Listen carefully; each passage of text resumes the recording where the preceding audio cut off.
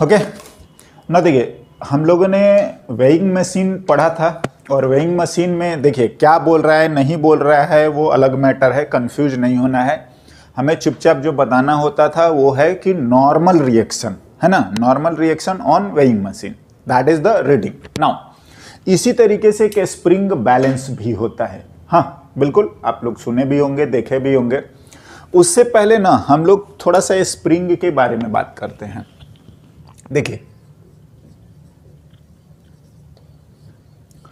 ना, देखिए in general हम स्प्रिंग जो डिनोट करते हैं वो ऐसा कुछ हम लोग लिख लेते हैं,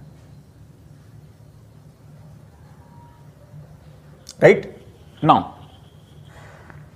अगर हम लोग ऐसे रखें तो ये जो भी आप इसको बोलते हो वो इसकी नेचुरल लेंथ है, राइट। अब देखिए क्या होता है कि अगर मैं इसी चीज को रखूं,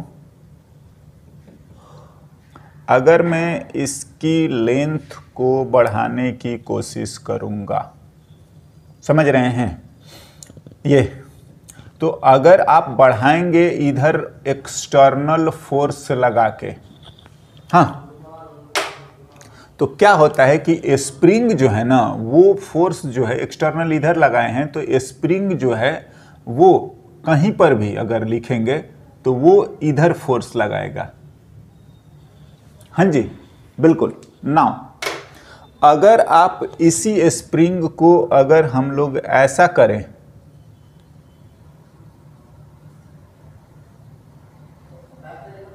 मतलब हम लोग नेचुरल लेंथ से एक बार तो बढ़ाए हैं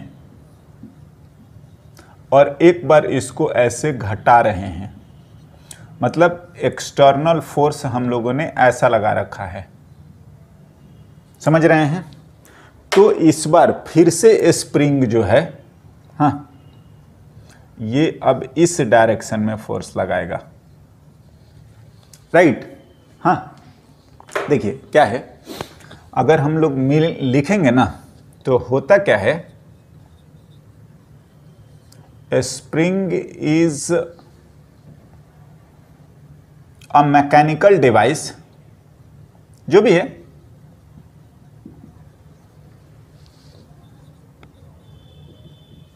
which opposes any change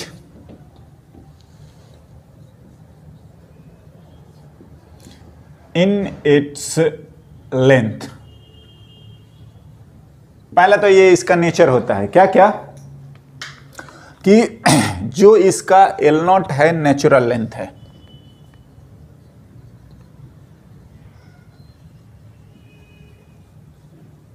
हाँ, तो ये इससे बढ़ाएंगे तो वो बढ़ने नहीं देगा, घटाएंगे तो घटने नहीं देगा। नाउ एंड क्या है, अपोज करेगा। अगर आप घटा रहे हैं तो वो घटने नहीं देगा, अगर आप बढ़ाने की कोशिश करें तो बढ़ने नहीं देगा। अगर आप चाहें तो इस एंड को आप फिक्स कर सकते हैं, समझे ऐसा। एनीवे ये तो इसकी जनरल बात है। Now the force applied by spring क्या होता है, फोर्स बाय द स्प्रिंग अगर हम लोग लिखें तो वो ऐसे ही होता है, F directly proportional to S। हाँ इनफैक्ट पता है लिखना हमें चाहिए माइनस, समझ रहे हैं, क्योंकि X इधर है तो फोर्स इधर लगेगा, X हाँ लेफ्ट में है तो फोर्स राइट में लगेगा, बिल्कुल ऐसा होता है। और हम लोग स्प्रिंग फोर्स अगर हम लोग लिखें तो वो -kx लिखते हैं। हाँ अगर ऐसा लिखेंगे तो ये ऐसे और ये ऐसे लिखना चाहिए। इनफैक्ट ये हमारा होना चाहिए k डेल्टा x, समझ रहे हैं, बिल्कुल। नाउ वेयर फोर्स k को बोलते हैं spring constant, spring constant. Now in general हम लोग फोर्स अगर लिखना होगा तो हम लोग kx ही लिख लेते हैं, हाँ, और जानते हैं कि opposite to the change in its length, समझ रहे हैं? तो ये आपका मैग्नीट्यूड है opposite to the change in its natural length. समझ रहे हैं? L0 बिल्कुल, अगर आप बढ़ाएंगे तो वो उसको बढ़ने नहीं देगा, अगर घटाएंगे तो घटने नहीं देगा। देखिए, अगर लिखेंगे तो इस बात को हम लोग बोलते हैं इलोंगेशन और ये बात हमारा होता है कंप्रेशन। काम खत्म। अगर हम इसको लिखें तो ये है हमारा इलोंगेशन, और अगर आप इस सिचुएशन को लिखेंगे तो हम इसको बोलते हैं कंप्रेशन, है ना? ये एनीवे हो गया। अब देखिए क्या है, अगर मैं किसी भी पॉइंट P का एक फ्री बॉडी डायग्राम ड्रॉ करूं, हाँ चलिए मैं इसको मानता हूं या इसको, चलिए मैं P मानता हूं। तो अगर आप P का फ्री बॉडी डायग्राम ड्रॉ करोगे ना, तो देखो स्प्रिंग का एक एंड इधर भी फोर्स लगाएगा और दूसरा वाला इधर भी लगाएगा, ऐसा हमेशा होता है। समझ रहे हैं?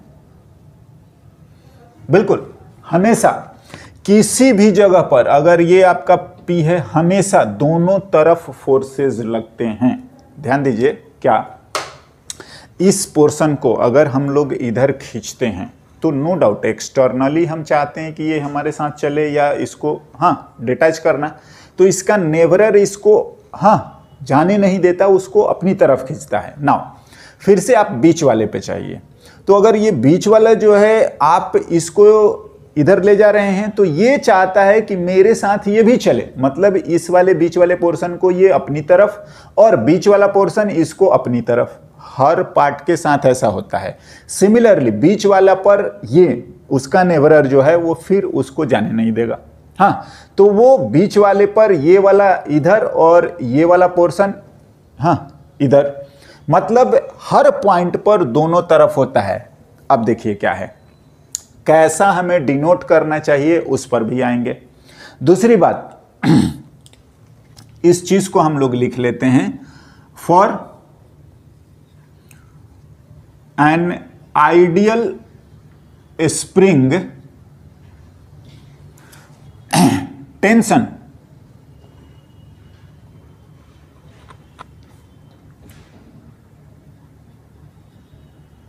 throughout the spring is same, given by F equals to kx. Yes, direction हमने लिख ही दिया है, opposite any changes in its. Better रहेगा नेचुरल लेंथ, है ना? नेचुरल लेंथ बिल्कुल। नाउ दैट इज क्या है कि हम यहां पर कहीं पर भी टेंशन लिखेंगे ना, तो सभी जगह पर टेंशन हम सेम ही लिखेंगे। हम बोले कि अगर आप ये P पॉइंट लिखे हैं, अगर आप इसको Q लिखेंगे, तो वो P पर भी टेंशन उतना ही और Q पर भी टेंशन उतना ही, और इसी को हम लोग टेंशन बोल देते हैं स्प्रिंग का। और ये आएगा टेंशन P के बराबर भी और टेंशन Q के बराबर भी। अब देखिए, आइडियल स्प्रिंग का क्या मतलब है? मास नहीं होना चाहिए, मास ऑफ स्प्रिंग 0। समझ रहे हैं?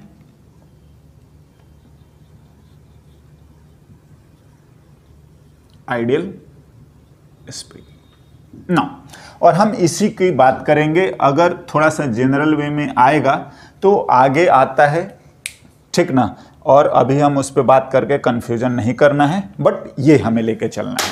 चलिए देखते हैं ना। थोड़ा सा अगर बात करोगे ना, तो क्या होता है कि K जो है ना, वो x पर डिपेंड नहीं करता है। कभी भी ध्यान दीजिएगा, जो ये प्रोपोर्शनलिटी कांस्टेंट रहता है ना, वो इधर और इधर वाले क्वांटिटी पर डिपेंड नहीं करता है। ये किस बात पे डिपेंड करता है? स्प्रिंग के नेचुरल लेंथ पे, स्प्रिंग के मटेरियल पर, स्प्रिंग की प्रॉपर्टी होती है।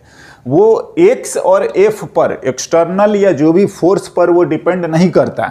चलिए एक लाइन में लिख देता हूं इसको, K इज ऑफ मटेरियल, हाँ जी, डज नॉट डिपेंड्स अपॉन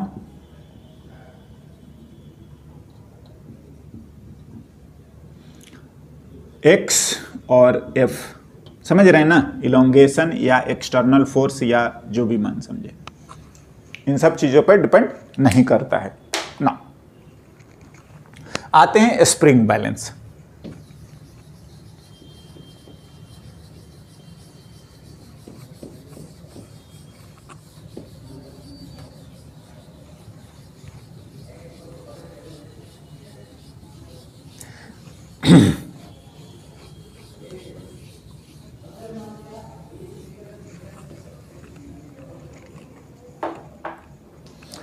या एक क्वेश्चन सिंपल सा हम लोग लिखते हैं और फिर बात करेंगे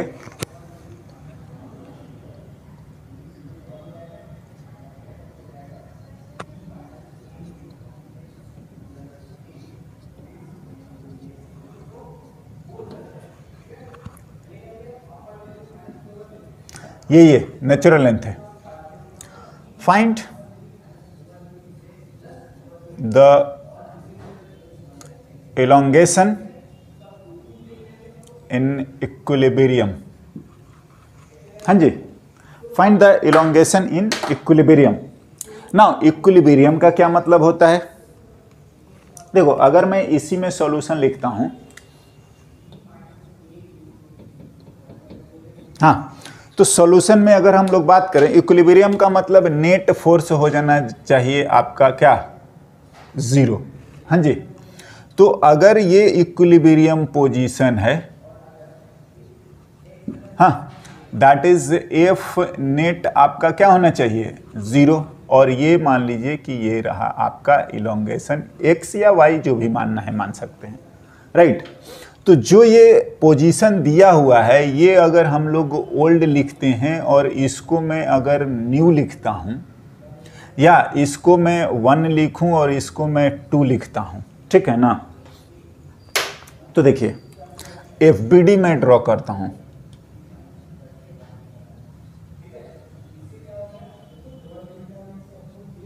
ब्लॉक ऑफ सिचुएशन 2। तो अगर सेकंड वाले में लिखेंगे तो एक तो फोर्स आपका mg नीचे, एंड स्प्रिंग का फोर्स, उसी का टेंशन, यही हमारा kx क्या ऊपर। ये सिचुएशन 2 है, यही हमारा इक्विलिब्रियम है, हाँ। तो नेट फोर्स हमारा 0 होना चाहिए, एफ नेट आपका 0 एज व्हाट, इक्विलिब्रियम, हाँ जी। तो ऊपर वाले को बड़ा मानते हुए t minus M G equals to 0, और यहां से आ गया kx minus M G equals to 0, and x की वैल्यू mg/k। समझे? बिल्कुल हो गया, इतना ही करना होता है ना। देखिए, अगर आप बात करोगे ना, तो इस ड्यूरेशन में अगर आप लिखेंगे तो ऐसा नहीं कि केवल इसी पोजीशन में या यहीं पर ये t है, यहां पर भी t है, और दोनों तरफ आएगा। अगर हम p का बोले, इधर भी t और इधर भी t, समझ रहे हैं। तो कहीं पर भी अगर लिखेंगे तो फिर वही होता है। दैट इज क्या है कि किसी भी जगह पर देखोगे ना, किसी भी जगह पर स्प्रिंग को, तो वो ऐसा ही फोर्स लगाएगा कि चेंज इन लेंथ का अपोज करे। समझ रहे हैं? मैं इसका एक डायग्राम ड्रॉ करता हूं यहां पर। देखिए, अगर मैं ऊपर से और इस पॉइंट P तक को मैं दिखा रहा हूं, तो पता है इस पॉइंट P पर ये टेंशन इधर दिखाना चाहिए। हाँ, ध्यान से, ये तभी बढ़ने की टेंडेंसी में रहेगा। सिमिलरली अगर मैं यहाँ से दिखा रहा हूँ इस P को और ये हमारा अटैच्ड है ब्लॉक से, हाँ, तो पता है यहाँ पर जब अब टेंशन हम लोग लिखेंगे तो वो, हाँ सॉरी, चेंज इन लेंथ का अपोज करता है, ये तो स्ट्रिंग का हमने लिख दिया।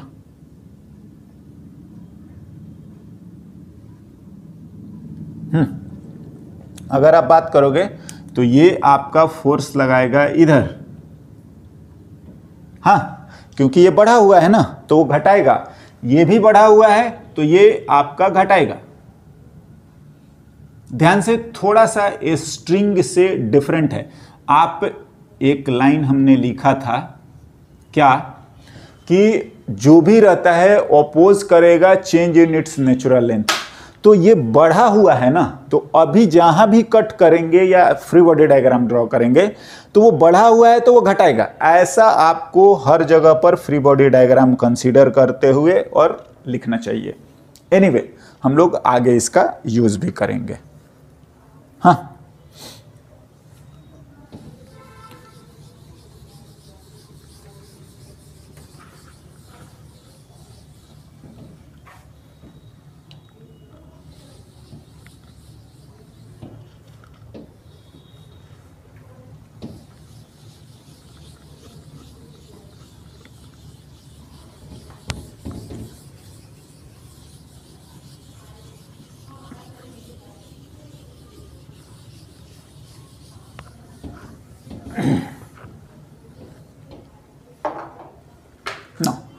एक दो और सवाल हम लोग इससे रिलेटेड देखते हैं।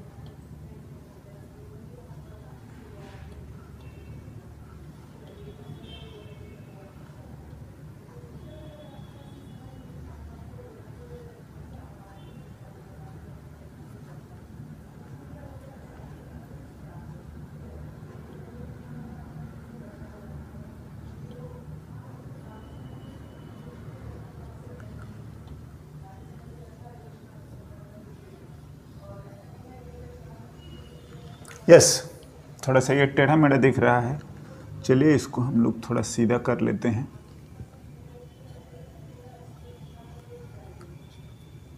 हाँ जी, और ये spring constant, all the pulley and strings and springs are ideal.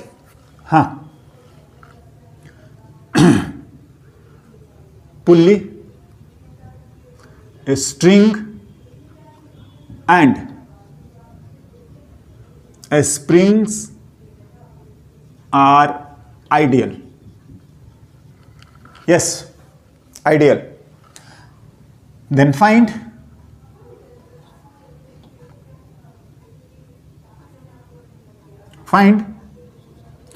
the elongation in a spring. हाँ जी, elongation in a spring in equilibrium।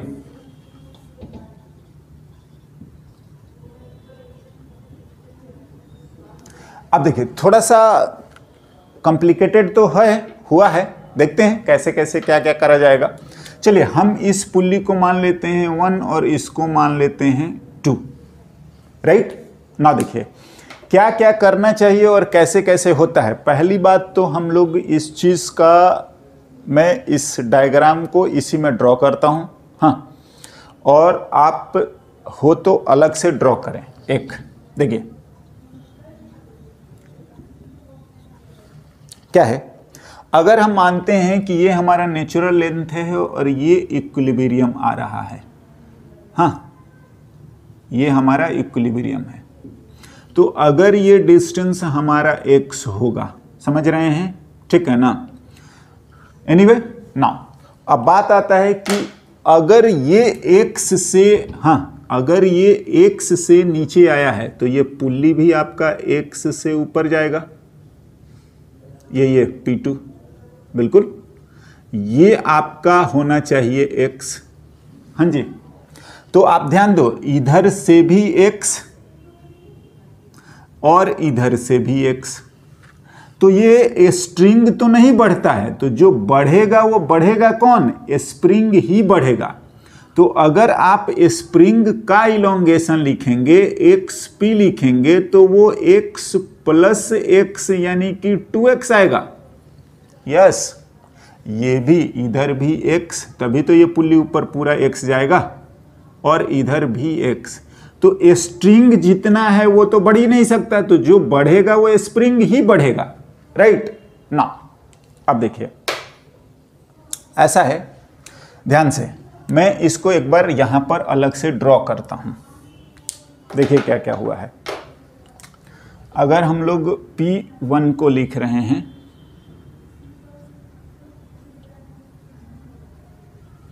And block को लिख रहे हैं, सीधे पोजीशन 2 ही मैं लिख रहा हूं, इक्विलिब्रियम। हाँ, तो ध्यान दीजिए, अगर ये mg है और अगर ये स्ट्रिंग T1 है तो ये भी आपका T1 होगा। यस, होना चाहिए, बिल्कुल। नाउ दूसरी बात, ये भी आपका स्ट्रिंग तो सेम है, तो ये भी आपका T1। अब P2 की बारी आती है, तो P2 पर एक तो आपका T1 इधर लगेगा, हाँ, और देखिए सिंस ये स्ट्रिंग सेम है, बिल्कुल यहां से यहां तक अगर मैं मान रहा हूं इसको PQ कुछ भी लिखें, तो अगर आप इस चीज को लिखेंगे तो ये और ये दोनों सेम हैं, तो जो भी ये T2 होगा या ये T2 होगा वो सेम होगा। हाँ जी, मीन्स क्या, अगर आप यहां बात करेंगे तो ये आपका T2 और यहां पर बात करिएगा तो ये भी आपका T2, राइट। नाउ अब सिंस आता है कोई भी पॉइंट PQ, ये सब जो हम लोग लिखेंगे ना, कहीं का भी अगर हम लोग लिखेंगे, हाँ, तो अगर आप इस पॉइंट Q को लिखने की कोशिश करेंगे तो मैं Q को भी अलग से लिख देता हूं। ये देखिए Q, तो ये ध्यान दीजिए कि ये आपका T2 है और इधर आपका T स्प्रिंग है जो कि K और XP यानी कि K एंड 2x के बराबर होगा, फिलहाल जब ये x नीचे गया है, राइट। तो हमसे इलोंगेशन पूछा है तो हमें 2x लिखना चाहिए। एनीवे, हम इसको लिख लेंगे, कोई दिक्कत वाला बात नहीं है, लेकिन मैंने जो समझाया है कि ये x जाएगा तो ये पुल्ली को x जाना पड़ेगा, तो इधर से भी x और इधर से भी x, तो जो बढ़ेगा वो स्प्रिंग ही बढ़ सकता है। नाउ इस मोशन या इस कंस्ट्रेंट पर हम लोग और डिटेल में बात करेंगे, मेरे ख्याल से यहां पर इतना सही है। एंड क्या क्या है देखिए, हम लोग अब इक्वेशंस को लिखते हैं, क्या देखा जाए।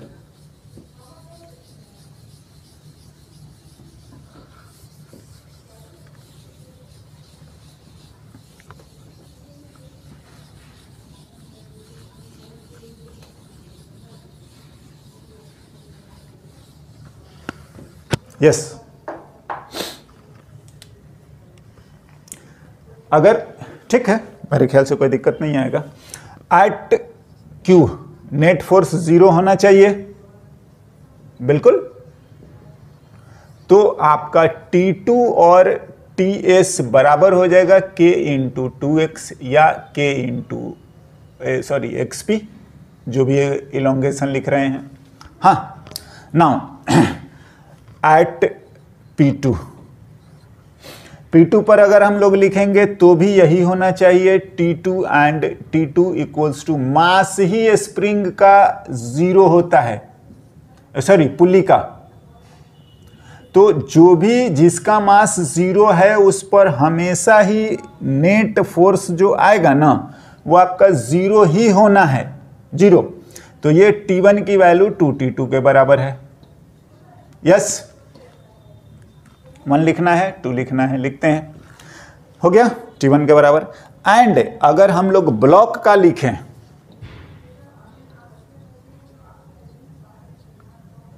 तो उसका तो इक्विलिब्रियम है, तो इस इक्विलिब्रियम की वजह से नेट फोर्स 0 होना चाहिए। हाँ क्या अगर हम लोग T1 माइनस mg लिखेंगे तो मास 0 नहीं है, इस बार एक्सेलरेशन 0 है। एनीवे एफ नेट हमारा यहां पर भी 0 आ रहा है। नाउ T1 की वैल्यू mg के बराबर है, समझ रहे हैं। T1 जो है वो 2T2 के बराबर है, यहां से लिखते हैं 2T2 इक्वल्स टू mg है। हाँ जी, कहां से लिखा, जो भी है फ्रॉम 2। हाँ ये सबको दिक्कत वाला तो मैटर है नहीं। नाउ एंड T2 ही हमारा KXP है।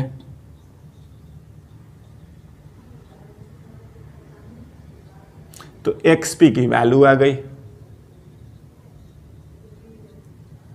हाँ जी ये, और अगर पूछता है कि इतना इलोंगेट हुआ है और ब्लॉक कितना नीचे जाएगा तो ये भी अलग बात है। XP बाई कितना 2, हाँ नहीं है, तो ब्लॉक जो डाउनवर्ड मूव करेगा या जितना है वो कोई बहुत बड़ी बात नहीं है। हम लोगों ने इस चीज का रिलेशन को समझ चुके हैं या लिख सकते हैं, राइट। ये ब्लॉक का हो गया, दैट्स ऑल। नाउ जो ये x गया है, ये x गया है तो ये x जाएगा, या हम बोलें कि अगर ये x जाएगा तो इसका इलोंगेशन 2x हो जाएगा। ये सब चीज़ें यानी कि ये बोल सकते हैं मोशन का रिलेशन हम लोगों को और ढंग से पढ़ने हैं और हम आएंगे। Okay, now next spring balance को देखते हैं।